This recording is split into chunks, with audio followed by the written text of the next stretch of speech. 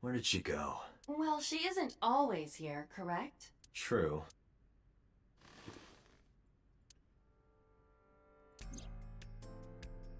What are you doing? I thought it would be easier to talk like this. Okay, I What do we have to talk about? A summary of the investigation, perhaps? What summary? That's not true. Huh? I was curious, so I did some research. About number 89. We'll do the clicking on everything. That we're gonna find interesting and new.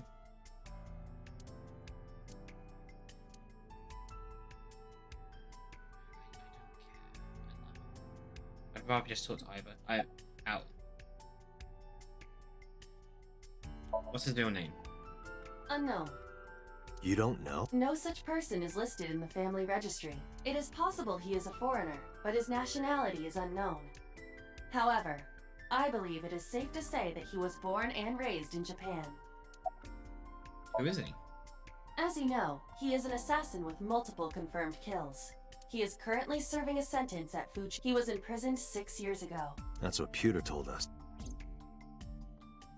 After his fourth murder, he... I don't need to know that. What's the relationship between 89 and Shoko? Unknown. I cannot determine if they have any connection. Approximately 1 month ago, Hitomi Sagan witnessed Shoko in Fuchu Prison's waiting room. I am unable to say for certain that the person she was there to visit was number 89. After all, Fuchu Prison houses 2,000 inmates. But number 89 knew Shoko's name. Yes. I know who killed Shoko Nadami. That must mean that he knew her somehow. It is possible. Pewter claims that there were 2 culprits behind the original serial killings. One was the former chairman of the Kumakuras, But Rohan committed suicide last year. That leaves 1 culprit still alive. Committed Number suicide. I 89. don't believe that. But number 89 couldn't possibly have committed these crimes. He was in jail when each of the murders occurred. Correct. However, I do not believe it is accurate to claim. I know who killed Shoko Nadami. If he was telling the truth, his involvement He is knows possible. something. At least. Yes, let's talk to 89. Let's talk to number... All right. However, we need not go. We can bring him to. If we plan on syncing with him, it would be more. Can you arrange that? I can.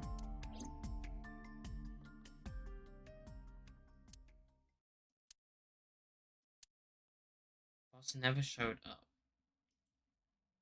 Is Boss gonna die as well now?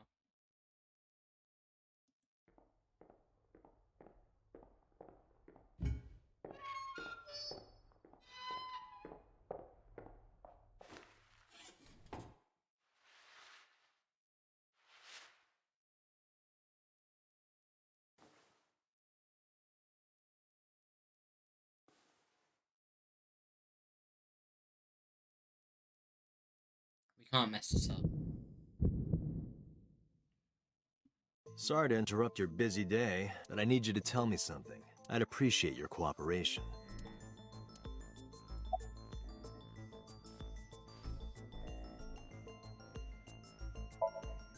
Number 89. Your real name. I don't remember. That is interesting. Doesn't remember. We also can't remember stuff. Could our memories be transferable in this universe? Burkina Faso. Burkina Faso is a republic in West Africa. Population 17 million. I don't have time for your jokes. Do you know Shoko Nadami? Yeah, I guess I do. About a month ago, Shoko visited Fuchu Prison. Was she there to see you? That's right. What did you talk about? Nothing special. You're in no position to lie. I'm not lying. She didn't come to hear me talk. Then why did she come? To meet me. Meet you? She probably just wanted to see me.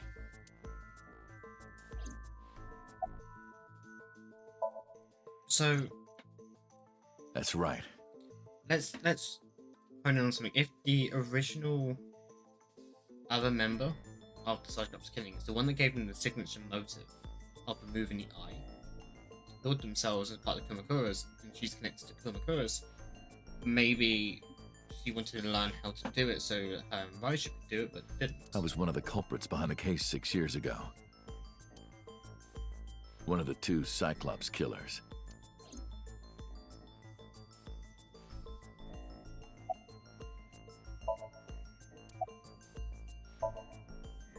A long time ago.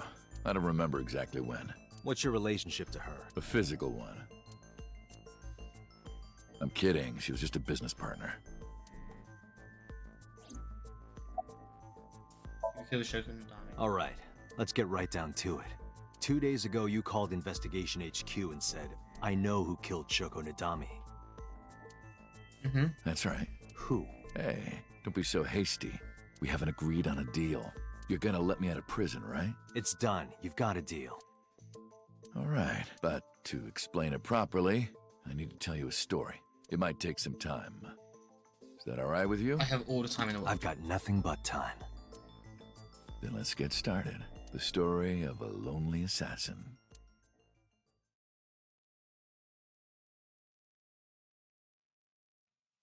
Once upon a time, there was a detective, full of righteous justice. Let's call him F.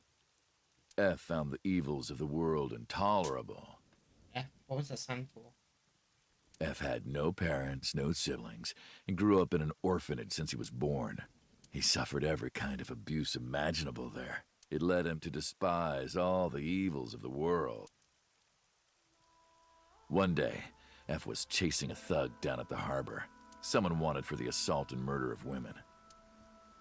Okay, I get it. I'll just throw down my knife. Here. And you lower your gun.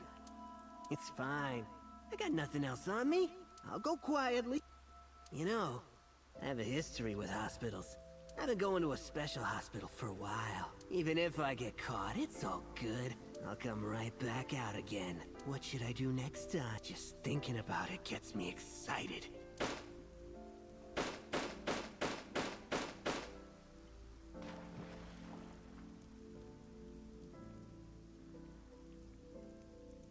The culprit was unarmed, but F never served a day in prison.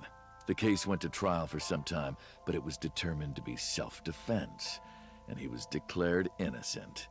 If the truth got out, it would be a huge scandal for the police.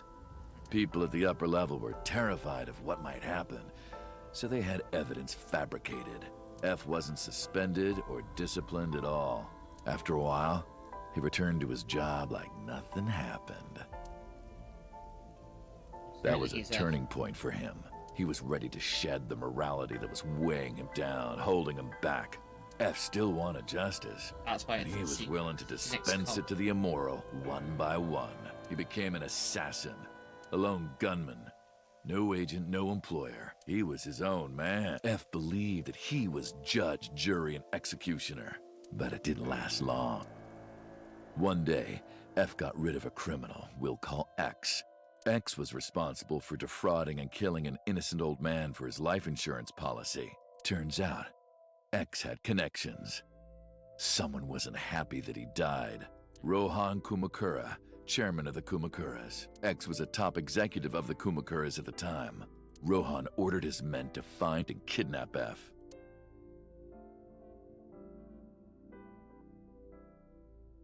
I've done some research. I know you've cleaned up at least 18 pieces of scum from this earth. But somehow there hasn't been a single criminal investigation. They're all treated as suicides, accidents, or natural causes. Amazing work. I'm impressed. How about you work for us? Of course, you have the right to say no, but it'll be the last word out of your mouth. F was trapped.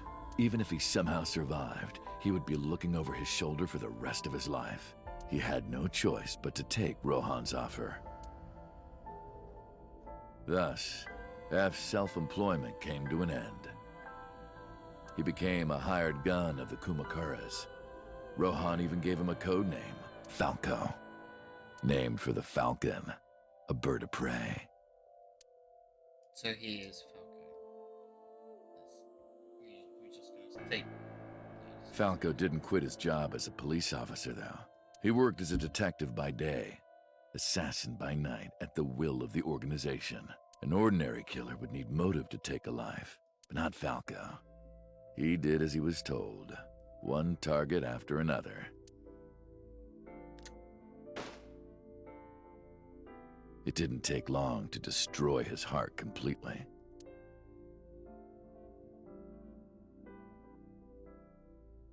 Time passed, and a few years back, Falco, who by this time was exhausted in body and spirit, made a fatal mistake.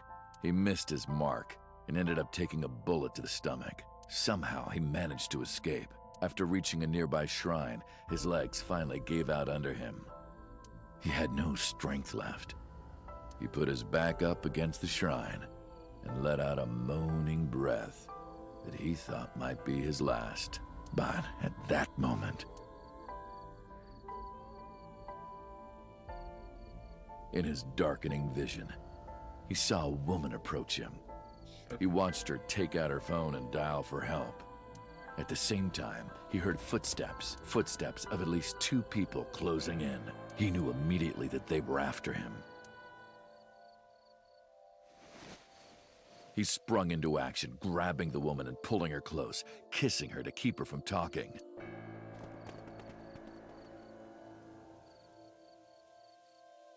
That was the first encounter between Falco and the woman. She was a teacher at some school. It was like she was from a totally different world than him. Oh. Iris's dad. Which is why Iris knew about the events, because she's Listening dad. to her talk, Okay. he would forget everything about his line of work. She was his only contact with the ordinary, mundane world. They met in secret a few more times, and Falco felt his heart grow warmer. Her smile and kindness were like a cold glass of water for Falco's parched heart. Falco started to become himself again. His former self. He swore on his life that from then on, he would live for her. He's got such a good voice, like a real proper detective voice. So, you want to go clean? Fine. Do as you please. You've done a lot for us, but there is one last thing. One final job I want you to do for me. It's nothing major. This woman and her daughter. I need you to dispose of them. Should be simple, no? Rohan handed Falco a picture. It was the teacher Falco met at the shrine, and her daughter. She had just turned 12. Why the 2 of them? Rohan, as usual, never gave a reason. And Falco had no intention of carrying out the kill. But if he didn't, he knew that someone else would. He thought long and hard. How was he going to keep them safe and get out of the life of crime? He couldn't find an answer, no matter how hard he thought. He was backed into a corner. So, he decided to call on an old friend for help. And then...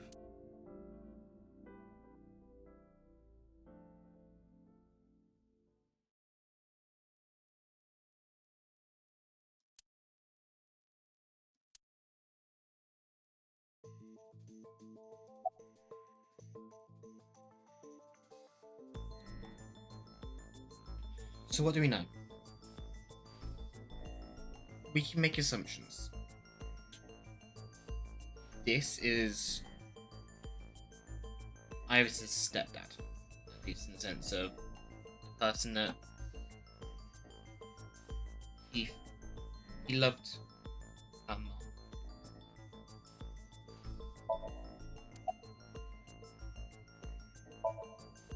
Why did you stop? You mentioned a detective. What's the connection? Was that the whole story? Hey, answer me. This is a transaction, remember? Until I get a guarantee that you'll uphold your end of the bargain, I'm not telling you anything else. I'll give you half up front, half later. If you want to hear the rest of my story, you better start the release procedures. Once they've cleared, I'll tell you everything. Date, it is unlikely that number 89 will uphold his promise, even upon release. Pewter, Yes? start the preparations. For what? What do you think? The sink.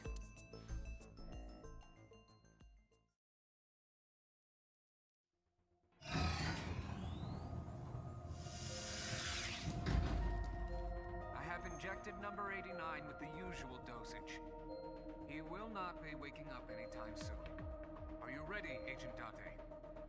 Yeah, You ready to do this? 6 minutes. I know. Then let's begin. No boss this time either.